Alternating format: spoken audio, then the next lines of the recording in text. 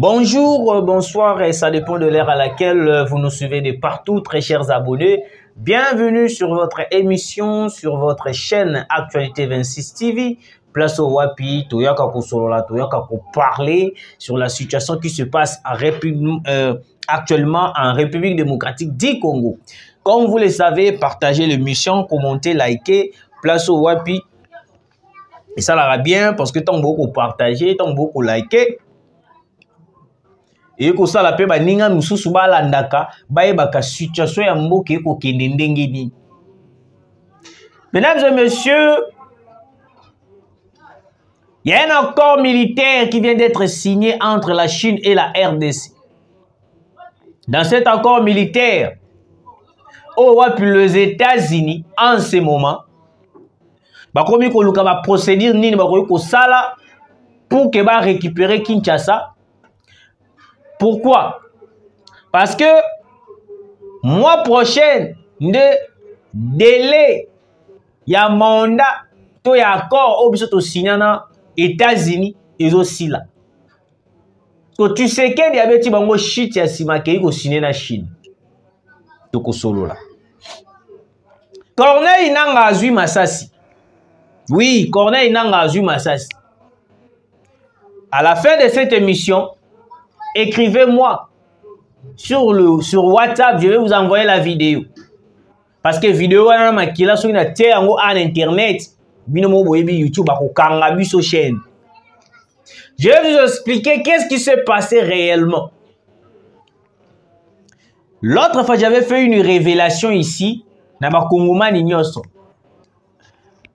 Par rapport à Ndenge Kagame accepta qui Kobimisa, ba rebelle nae, parce que na 20 localités, si je ne me trompe pas, 20 localités,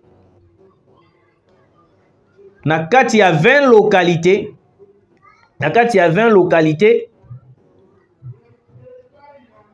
le M23 ont plié leurs bagages, ba komi ko zonga Rwanda. Posez-vous la question, qu'est-ce que Tshisekedi a fait pour que Eko Matina niveau que non ba M23 ba kangi bisakana sans pourtant ko bomana, sans pourtant kata ba crépitement de balle beta. Ne ba plier bisakana na bango ba bandi ko zonga Rwanda. Na kati wana Tshisekedi ayebisaki déjà Paul Kagame que non na li toko kende yonde mtoko za la coincé. Et puis parmi les conditions oh la Chine ba pesa ki na Paul Kagame parce que bon mona ki ba photo mo ko circuler que hotel Paul Kagame akiaza na Chine ba kangi photo na Tshisekedi, c'est une ancienne photo et ça photo ya kala, moi je vous confirme Paul Kagame azalaki na Chine mais batikali ko yamba ete. Pourquoi? Je vais vous expliquer. Na logique ya makambo surtout le pays qui influence, qui a beaucoup de minéraux, c'est la RDC. Parce que lokola le Congo a un minéraux makasi. Oyo wapi ba chinois ba tel balbite et peut bénéfice pour nabiso. Toko profiter yango. L'accord a été signé, le jour accord est signé mais Paul Kagame a yeko koma na retard. Le jour Paul Kagame a commis, il a fallu akutana na président Xi Jinping ba kutani pété. Akutani na ba quelques personnalités chinois. Oyo wapi ba ko expliquer ye ba c'est clair. Le président Xi Jinping a lobby boy. Si tu veux un accord, tu signes au Rwanda, parce qu'en vrai dire, le Rwanda, vous n'avez pas de minéraux. Mais la RDC a beaucoup de minéraux, ils ont avantage na biso. Lokola la RDC a moto o wapi. Azala ba minéraux belé déjà to signé na ye. Mais problème est dans l'est de la République, yondem tozali auteur. Lokola yo ozali auteur. Avant qu'on puisse signer un accord avec vous, le Rwanda, vous devez tout d'abord livrer tous les rebelles qui se disent congolais. Ou peut si bango et pas Tshisekedi pour que Tshisekedi aille banini na koiko sana bango et puis ba oyo ya yo tous les Rwandais, il faut pas quitter le sol congolais. Kagame en ce moment azaki sune loko akosala te. Kagame azaki sur les locaux à te.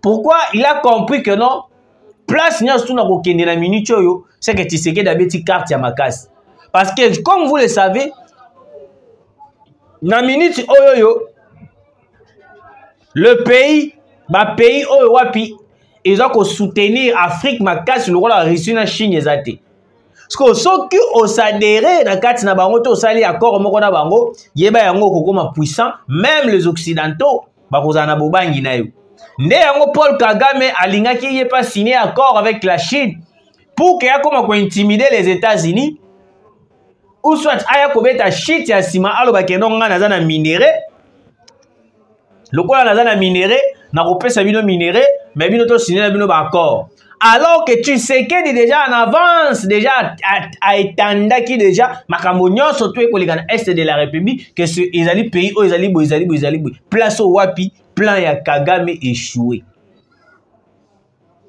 Kagame a accepté de livrer des rebelles oh ba ko mibenga ba congolais na kati wana na lobaki yango Corneille Nangaa tanga yokaki ba décision na avec quelques chefs M23 ba kimaki wapi na Kampala. Corneille Nangaa azaki akimaki na Kampala. Qu'est-ce qui s'est réellement passé sur qu'on a Kampala na place osko mama na likambo na biso osko ezali au titre na biso osko tote biso nya surtout tolanda na Kampala kuna place au Corneille Nangaa akimaki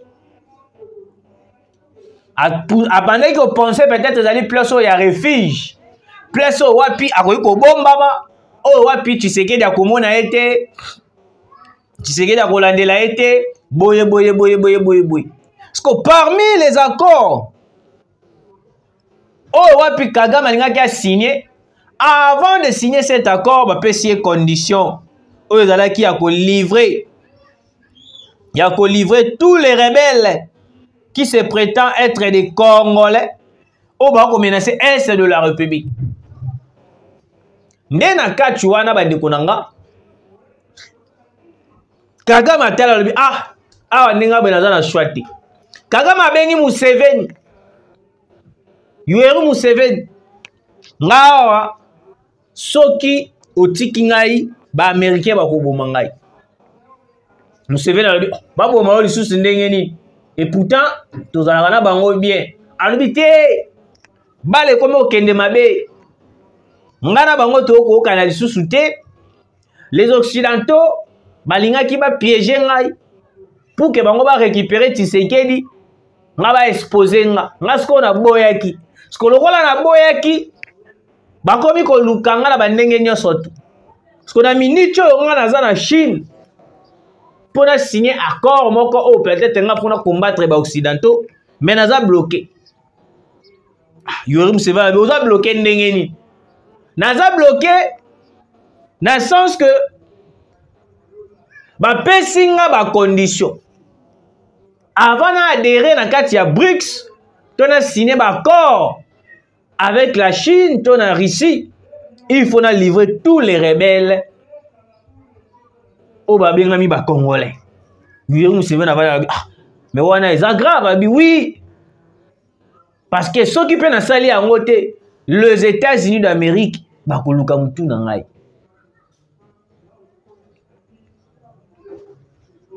basololi papa sololi wana alors que na kati ya masolo na bango joka bayokanaki il faut baya ko attaquer Corneille Nangaa parce que cible numéro 1 oyo azoko tungisa ba congolais makasi c'est Corneille Nangaa. Corneille Nangaa tout d'abord alobi na général Luboya si je me trompe pas ayebise na Swahili nga malgré tout na yokaka Swahili te na yoki si bandeko na nga misusu ba journaliste o balobaka Swahili nde tongo ba yoki na Swahili ba expliquer nga nini Corneille Nangaa alobi boy na général Luboya alobi bo préparer nazoya na bandeko na ngai to sila na kaka libela général Boy ebise kano promesse ate yaka tozozela yo poto tosila na kasi Corneille Nangaa na kati ya dossier oyoyo amonaki déjà Kagame akomi kotika ye lokola Kagame akomi kotika ye atala lobi te awa sikoyo fona s'imposer nga moko parce que la minute oyo tokoyela bino na deuxième numéro tobetela bino masolo ya Joseph Kabila. Oui, Joseph Kabila place wapi azalaki bloqué na Zambie. Joseph Kabila a été bloqué na Zambie. Donc oui, Sabino, on a deuxième numéro. Corneille Nangaa alingaki sikoni akoma kobunda ye moko. Alingaki asa la coopération directe avec les Américains. Yepe akoma ko s'imposer, yepe akoma koloba, yepe akoma ko sala ba makambu ndenge kaka mbino mo boyebi kaka. Mboka ngo ndenge zalaka, moto nyonso tu obalobaka moto nyonso tu alingi akoma leader. Ndenge moko na nani na Corneille Nangaa. Sikoyo na kati wana bandeko nanga ba Congolais de père et de mère. Tangu basilisi masolo na bango nyonso surtout Museveni na Kagame. Ils ont délégué de militaires. Batuti. Oh wapi baye sous forme baya kosala formation na Uganda. Na kati ya kosala formation na Uganda bakoti baye na immeuble oyo tous les chefs rebelles bazalaka loger baye ko attaquer masasi ebeti ya kosakana te. Corneille Nangaa azwi masasi. Corneille Nangaa azwi masasi na attaque oyo ba militaire tuti bayaki kosala na immeuble oyo ezalaka komi nango ekimi ngai bambu soki bambu kuna na Uganda.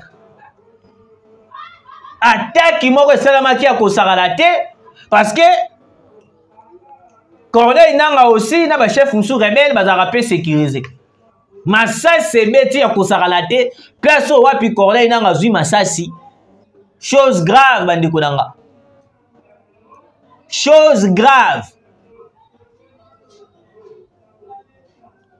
Na ndenge wana na bousculade na papa masasi Corneille Nangaa s'est échappé azwi masasi.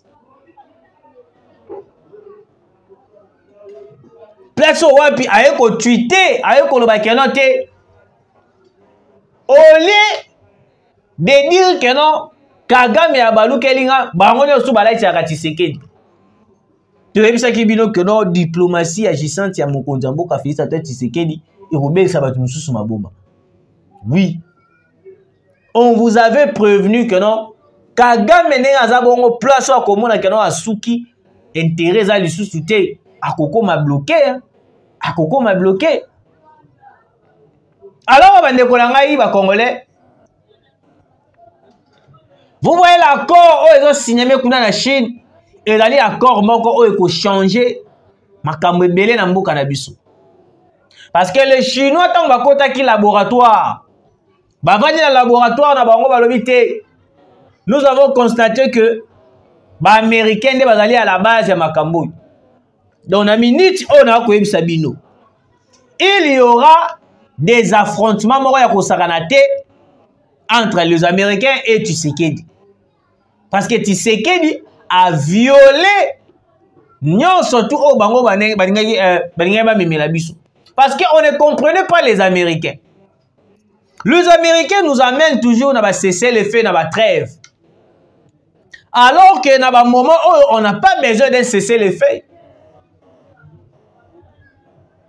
On n'a pas besoin de cesser le feu. Mais on a besoin de la paix totale à l'est de la République. Tshisekedi a été clair.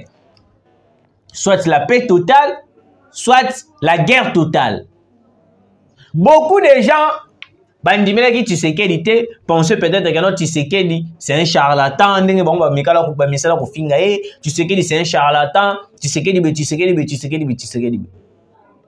Ce qu'on a quatre wana Bertrand Bisimwa, Bertrand Bisimwa chef ya M23, aye ko tweeter. Alobi que ote Tshisekedi c'est un sanguinaire. Tshisekedi a envoyé des mercenaires pour nous attaquer. Ils ont essayé d'assassiner Corneille Nangaa. Mais Dieu est bon, nous sommes toujours vivants. La révolution va toujours continuer. parce que maloba ya makambo ba révolution wana ibanda et pas John Numbi. John Numbi nda banda biso révolution jusqu'à présent d'ailleurs ba raté révolution ngo ya nini, parce que na kati ya makambo ba benga la révolution ndenge na expliquer bino cohésion nationale to ko retrouver na ba kabila na kati ya cohésion nationale na ba révolution na bango to ko retrouver ba John Numbi ba Bertin Bisimwa ba Corneille Nanga. Donc bango bazali na ba plan moko très bien ciblé. Oh ouais, bezali ke note Tshisekedi faut akweya kaka. Tshisekedi faut akweya kaka. Comprenez bandeko nanga courant gi ça ezala rare boy. Vous comprendre bandeko nanga. Vous comprenez très cher Congolais. Au lieu de dire la vérité, parce qu'en ce moment, tous les rebelles M23, Bako Kangabisaka na déjà Rwanda. Bazoko plier déjà ba bagage na bazonga déjà Rwanda. Parce que leur maître qui est Paul Kagame vient d'accepter avec des preuves à l'appui un accord direct. Il y a qu'à retirer Batouné sans pourtant qu'on simba mandoki. Tu sais qu'il dit, il est très intelligent. Mokonza Mboka fait ça, tu sais qu'il dit, boko photo mettre la kema boko. Parce que Azali n'a ba idée, toi Azali n'a intelligence moko ou wapi, bah tu te comprendre. Beaucoup de gens ont critiqué la diplomatie du président de la République. Beaucoup de gens ont critiqué façon de faire le travail à Mokonza Mboka. Mais aujourd'hui, baza wapi. Aujourd'hui, baza wapi. Alors, Corneille Nanga, Azuma Sassi. Azuma Sassi, bazo landela esiko. Alors, bandeko nanga, omoni, Namakambo etali est de la République. Et ça va dossier moko o wapi ebele, beaucoup de gens seront arrêtés en République démocratique du Congo. Parce que il y a des complices moko na domaine o ya makambo o yeko legana est de la République. O wapi des gens corrompus. Ba auteur o basala ba liaison pour ne déstabiliser la République démocratique du Congo. Oui. De l'autre côté, Ibrahim Kabila pas lobby kenante. Toyebisa Kabino Kembo Kawane ezali ya ba Congolais. Malgré tout, bosala o ni bosala, mais le pays, le Congo restera pour les Congolais. De l'autre côté, Joseph Kabila introuvable. Joseph Kabila porté disparu depuis Tobana Makambo Nyoso tout oyo. Joseph Kabila porté disparu. Joseph Kabila toyeba raté akoma kovanda na lifelo, akoma kovanda na lola. Mais moi je vais vous confirmer là où on a pu bloquer Joseph Kabila Kabange na aéroport ya Zambie. Aneko kende wapi. Si réellement vous êtes innocent, monsieur l'ancien président de la République, Yom Tosili sa guerre ya M23. Pourquoi Ozo Kima ba Congolais? Alors on a Kachuana Corneille Nanga. Il s'est enfoui, il s'est Akimi a s'échappé. Place au Wapi. Basali ba déclaration. Basali ba déclaration. Na kati ya ba déclaration na bango. Baza ko attaquer mingi Tshisekedi. Pourquoi vous avez attaqué Tshisekedi au lieu d'attaquer Paul Kagame? Ne place au wapi, confusion et comme côté là-bas. Confusion et comme côté là-bas.